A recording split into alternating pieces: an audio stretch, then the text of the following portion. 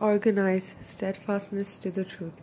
Honoring the Prophet, peace be upon him, its manifestations is precedence of obedience to him before oneself and family, prohibiting marrying any of his wives after death. The command is addressed to the Prophet and his nation. La tuti, that is, obey not.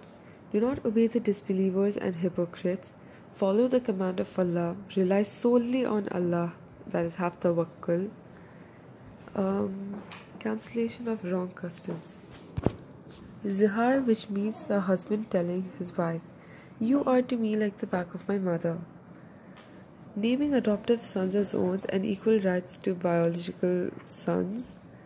And refuting that a man has two hearts in matters of beliefs. It's either faith or disbelief.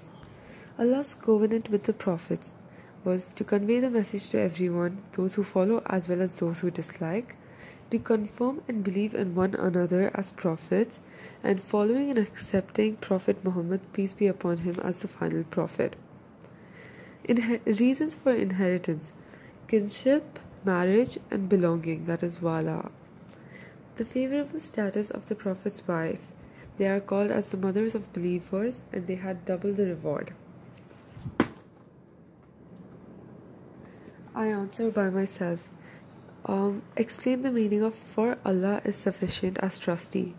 Allah is sufficient to rely on for the protection of the Prophet, peace be upon him, in case the disbelievers tried to harm him due to his refusal of accepting their invitation to honor shirk.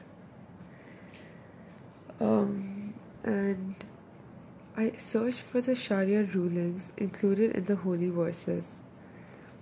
Prohibition of az-zihar, prohibition of calling two adoptive sons as own, honoring the mother of believers, refutation of two hearts in a man's chest for belief and disbelief, preference to obeying the Prophet, peace be upon him, over oneself and family, inheritance based on loyalty. Fourth, I infer the importance of cancelling the permanent prohibition of a wife by zihar. Az-zihar is to make one's wife as his mother. This is falsehood, and the wife can never be as his mother is the only one who gave birth to him. It was a reprehensible practice that destroyed families. Explain the meaning of proclaim their real parentage. That will be more equitable in the sight of Allah. Attributing the adoptive sons to the real father's name is more equitable in the sight of Allah.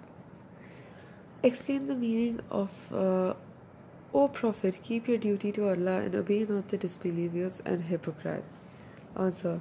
This is a command from Allah to the Prophet, peace be upon him, to fear Allah and stay firm on his deen of oneness in Allah, and to not obey the disbelievers and hypocrites.